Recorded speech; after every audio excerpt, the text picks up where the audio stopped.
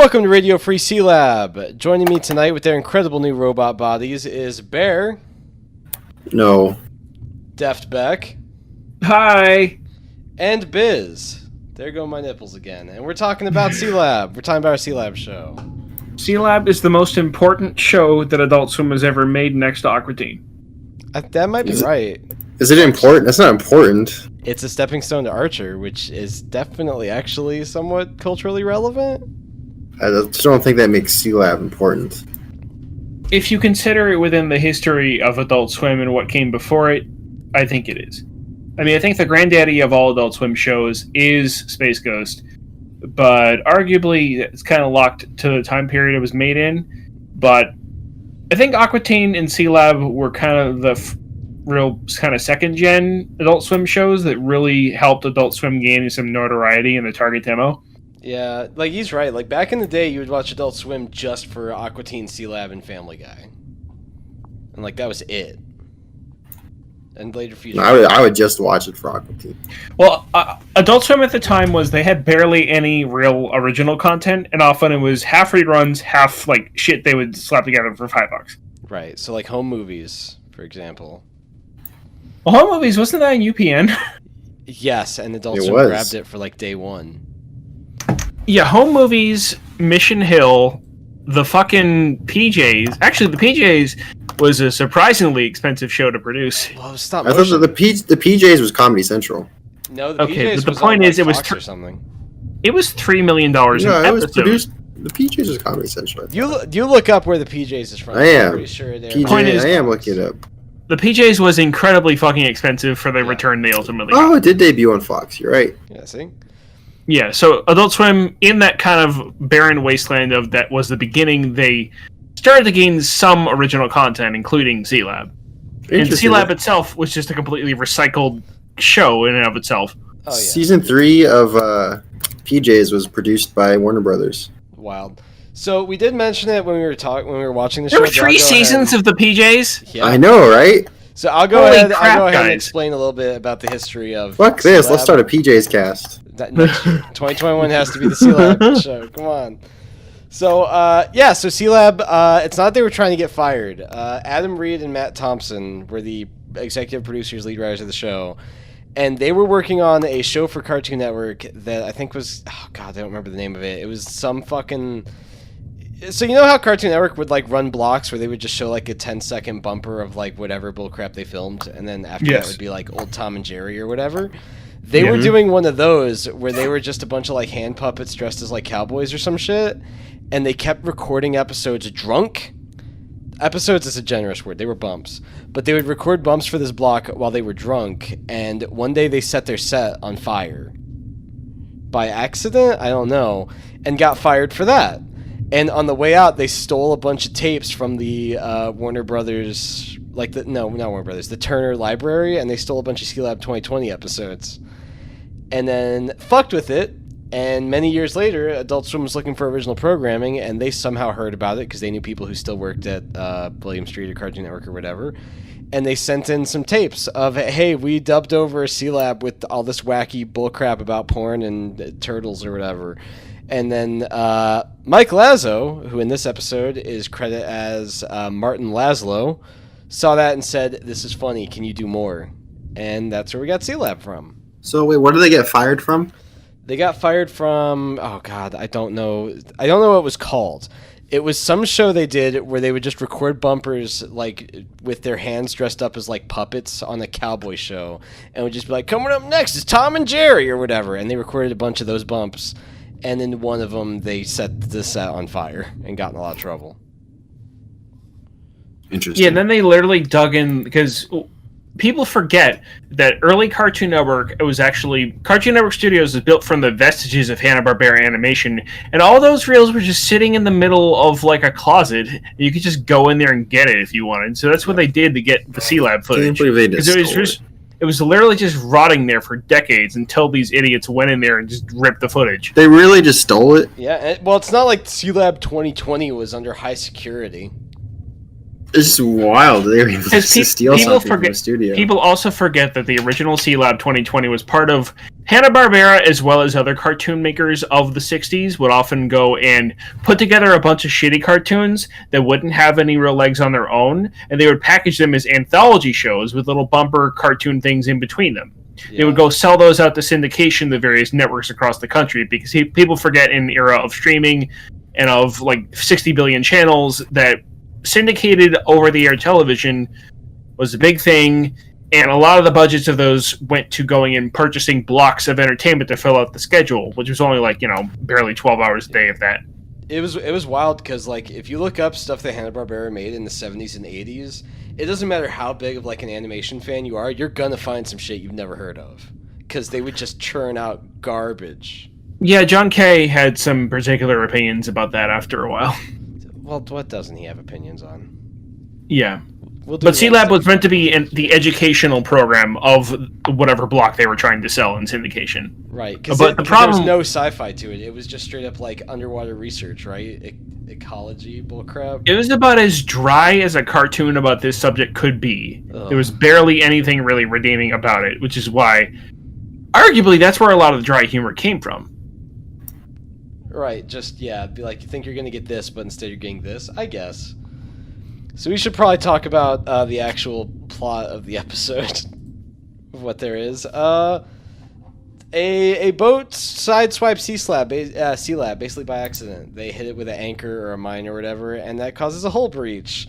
And Sealab begins to decompress and be destroyed one pod at a time because I guess they don't have any of the airlocks set up. As Dr. Quinn goes to repair the Sealab and save as much as he can, everyone else argues about whether or not they put their brain in a robot body because they saw something on the news about it. And then it turns out Quinn's a robot and Sealab explodes because he didn't do a good enough job saving it. It's the first of many times Sealab will explode like that, right? Oh, yeah, yes. Yeah. Yeah. Yeah, that's why it's always so wild thinking of this show as like a stepping stone to Archer, because Archer is all continuity. How is it a stepping stone to Archer? Also, Archer's not all continuity. Get out of here with that. Archer is a lot of continuity. No, Archer's like, oh, I remember this character, but the continuity between seasons is basically non-existent, especially with the later stuff where they did all the stuff with him in the coma and all that shit. Okay, that stuff, sure, but by and large, Archer is a show where this happens before that, and that matters. It is a show about continuity.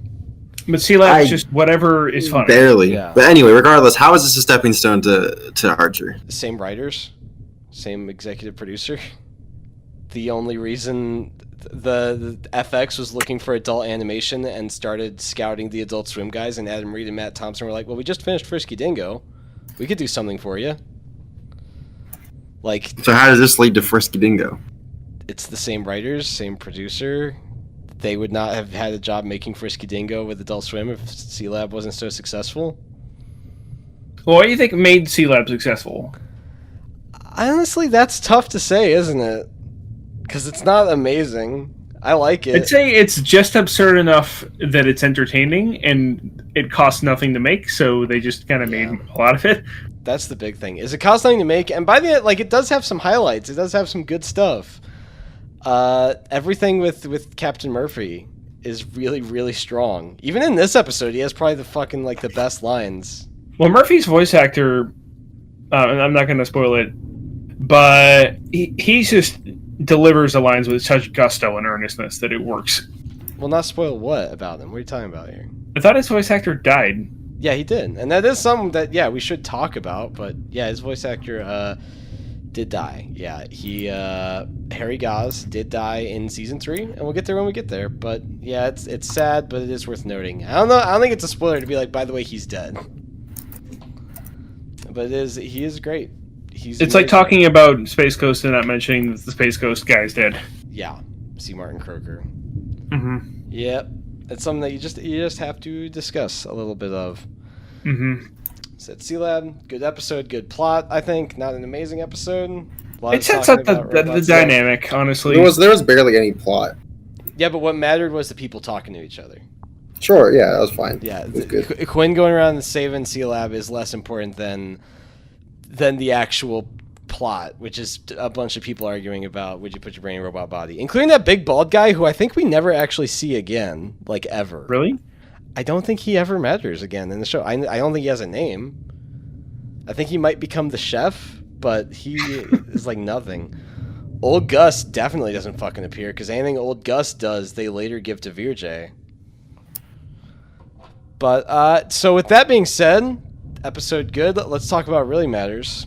Would you put your brain in a robot body? This is literally the plot of my webcomic. Yeah, but would you Yeah, do it? of course. The Keep in Beckoning, mind- which you should read today. Yes, Of do read course. The Beckoning. It's good. It is not a clown show where you explode at the end. It is a good sci-fi story about cool. Have you actually ever read any of it?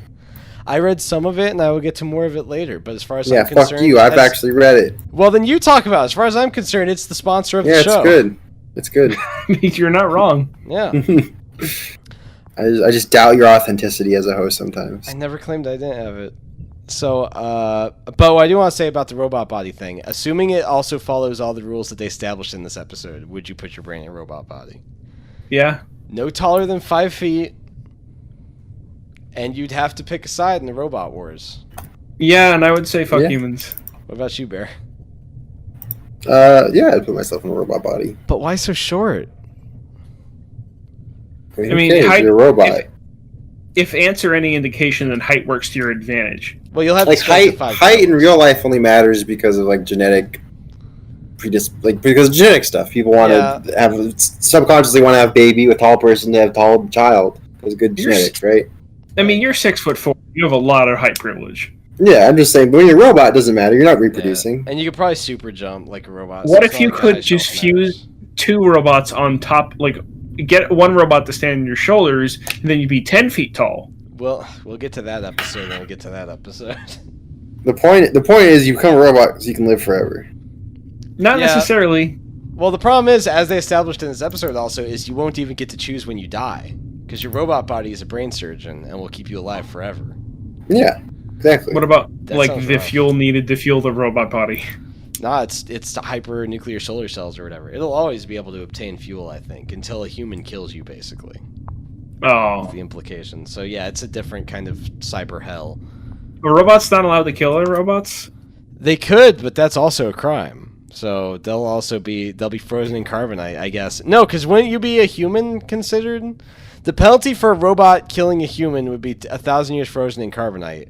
So if Deft Robot killed Bear Robot, then Deft Robot did kill the human brain inside of Bear Bot and will have to be frozen in carbonite for 1,000 years. Look, I believe in robot trans rights. Yeah, well, who doesn't?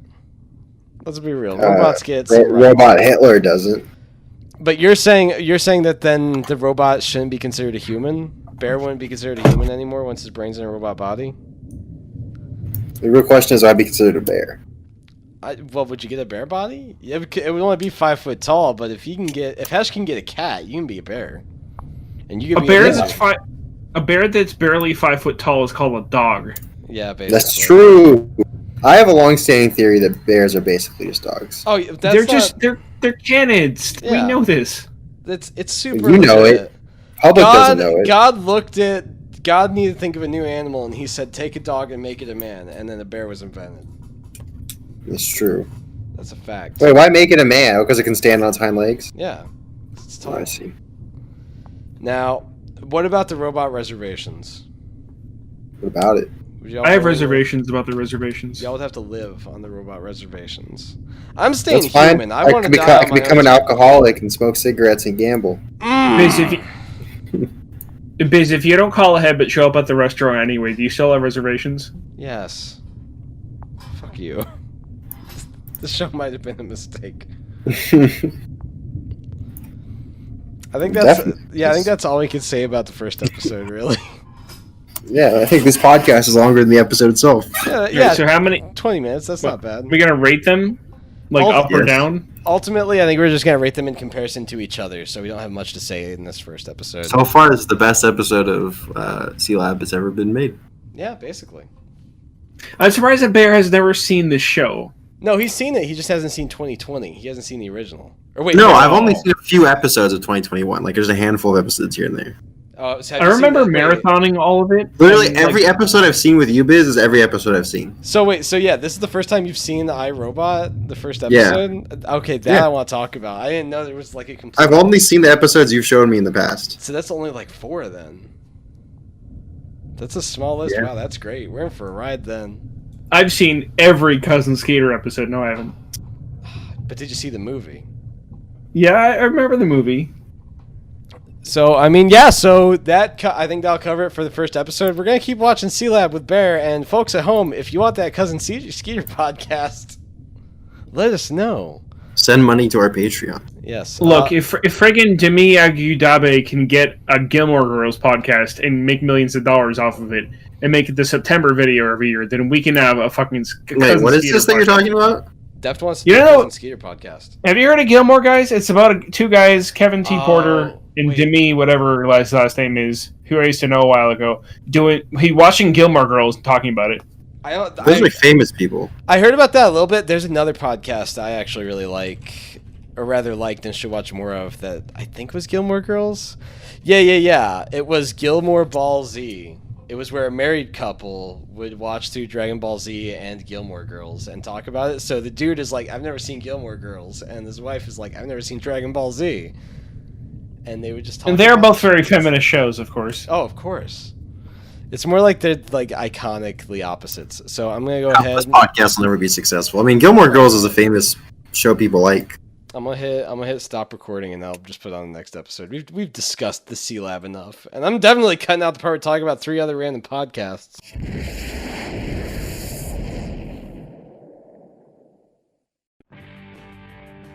Pick which order you're gonna go with. Are we gonna watch the pilot? Hell no, we're not gonna watch the pilot. We'll save that for a bonus content. Wasn't the pilot? The pilot was literally just made so like the two guys would get fired from CN, right? We will get there when we get there. I feel like that's something we should talk about on the show. But for now, I will just play the first episode in production code. Okay, you gonna stream that? Yeah, I've just got to figure out how exactly.